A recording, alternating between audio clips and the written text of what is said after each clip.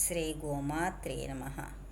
మూక పంచశతి పాదారవింద శతకంలోని 88వ శ్లోకం.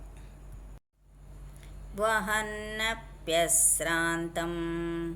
మధురనినదం హంసకమసౌ తమేవాదః కర్తుం కిమివ యతతే కేళిగమనే భవత్యా ఏవానందం విదదపి కామాక్షి చరణో భవత్యస్తద్రోహం భగవతి కిమేవం వితనుతే.